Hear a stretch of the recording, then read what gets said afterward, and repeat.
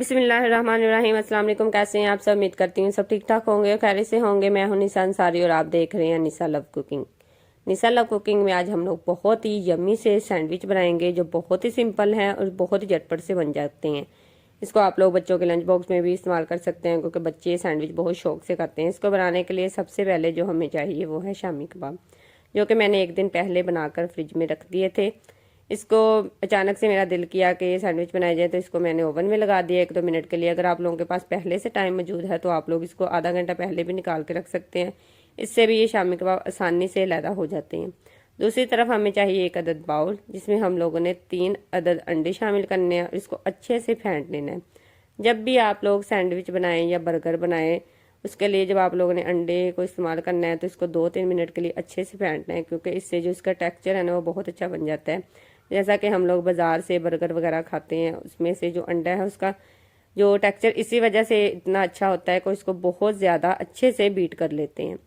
एक एक शामी कबाब को हम लोग अंडे की कोटिंग करेंगे और उसको फ्राई कर लेंगे। जिन लोगों को शामी कबाब की रेसिपी चाहिए वो जाकर मेरे चैनल को विजिट करें, वहाँ पे शामी कबाब की रेसिपी मौजूद है। जो लोग मेरे चैनल पर न्यू हैं वो प्लीज़ मेरी वीडियो को लाइक और मेरे चैनल को सब्सक्राइब कर दिया करें। ऐसे ही मैं आप लोगों के लिए बहुत ही यूनिक सी रेसिपी लेके हाजिर होती रहूँगी, क्योंकि आप लोगों को पता है कि माशाल्लाह से रमज़ान मुबारक का महीना आने वाला है। रमज़ान के हवाले से भी बहुत सारी रेसिपीज़ मैं आप लोगों के साथ शेयर करूंगी। मेरी रेसिपी से आप लोगों को बहुत कुछ सीखने को मिलेगा। ऐसे ही सारे शामी कबाब को हम लोग फ्राई कर लेंगे। जब सारे शामी कबाब फ्राई हो जाएंगे तो हम लोग इसको एक अलग प्लेट में निकाल लेंगे और इसी ऑयल में हम लोग अंडे को अच्छे से फ्राई कर लेंगे। जब भी अंडा फ्राई करना है तो इसको फिर से आप लोगों ने 1-2 मिनट के लिए अच्छे से फेंट लेना है। उसके बाद आप लोगों ने इसको पकाना है। इसको पकाने के लिए आप लोगों ने बहुत ज़्यादा ऑयल नहीं डालना, थोड़ा सा ऑयल डालना है और अंडे को आप लोगों ने अच्छे से तवे के ऊपर फैला लेना है। जब आप लोग अंडे की साइड चेंज करेंगे ना तो इससे जो अंडा है ना ये नहीं टूटेगा, क्योंकि इसमें से जो सारे बबल बनना ख़त्म हो जाएंगे। इसको आप लोगों ने बहुत ही हल्की आंच पे बनाना है और जब भी आप लोग अंडा बनाए तो इसको आप लोगों ने ऐसे ही अच्छे से फैला लेना है। उसके बाद हम लोग इसको दरमियान में से कट लगाएंगे ताकि इसकी जो साइड है ना वो टूटे ना। उसके बाद हम लोग इसको चेंज कर लेंगे और 1-2 मिनट के लिए ही हमारा जो अंडा है वो बन जाएगा। इसको भी हम लोग एक साइड पे रख देंगे। दूसरी तरफ हम लोग अपनी गार्लिक सॉस रेडी करेंगे, जो बहुत ही सिंपल है और मैंने अपनी काफ़ी रेसिपी में उसकी रेसिपी आप लोगों के साथ शेयर की हुई है। उसको बनाना बहुत ही सिंपल है। उसके लिए हमें चाहिए 3-4 चम्मच मायोनीज़ के, 2 चम्मच हम लोगों ने इसमें शामिल करने हैं चिली गार्लिक केचप के, 1/2 चम्मच हम लोगों ने इसमें शामिल करना है सिरका और थोड़ा सा लहसुन शामिल करना है, थोड़ा सा नमक, थोड़ी सी बीज वाली मिर्च और इसको अच्छे से मिक्स कर लेना है। तो लीजिए हमारी मज़ेदार सी गार्लिक सॉस भी रेडी हो जाएगी। इसको आप लोग सैंडविच बर्गर के साथ भी इस्तेमाल कर सकते हैं और फ्राइज़ के साथ भी, क्योंकि ये बच्चों को बहुत पसंद आती है और घर पे बहुत ही आसानी से बन जाती है। अब हम लोग सैंडविच बनाएंगे, उसके लिए हम लोगों ने स्लाइस को सेट कर लेना है। एक स्लाइस के ऊपर हम लोग लगाएंगे केचप और दूसरी स्लाइस पे हम लोग लगाएंगे चिली गार्लिक सॉस। इसको अच्छे से आप लोगों ने फैला लेना है, केचप को भी और गार्लिक सॉस को भी। उसके बाद हम लोग एक एक शामी कबाब को इसके ऊपर अच्छे से फैला लेंगे।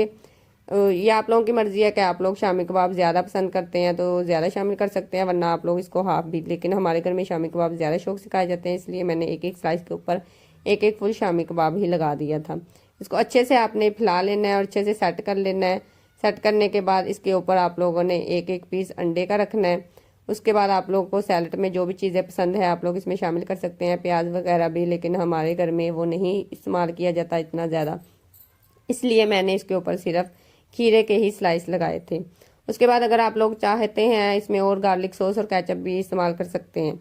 इसी तरह आप लोगों ने सारे सैंडविच बना लेने हैं। अब लोग दूसरी तरफ हमें चाहिए सैंडविच मेकर, उसको आप लोगों ने अच्छे से गर्म कर लेना और ऑयल लगा लेना है, क्योंकि ऑयल लगाने से ये जो सैंडविच है ना ये बहुत हार्ड नहीं बनते, बहुत ही सॉफ्ट बनते हैं और अच्छे से बन जाते हैं। इसका कलर है ना ऑयल लगाने से इसका बहुत ही मज़े का निकलता है।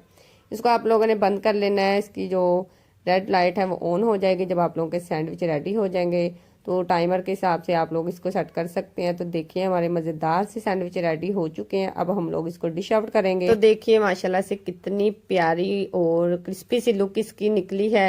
ये खाने में भी बहुत ही मज़े के थे। आप लोग भी ऐसे ही इसको बनाएं, इसको ट्राई करें। आप लोगों के सैंडविच कैसे बने हैं, इसको आप लोग हाई टी के तौर पर भी इस्तेमाल कर सकते हैं। रमज़ान में अफ्तारी के तौर पर भी आप इसको बना सकते हैं। अब देखिए इसको हम दरमियान में से कट कर लेंगे तो कितना खूबसूरत सा सैंडविच हमारा रेडी हो चुका है।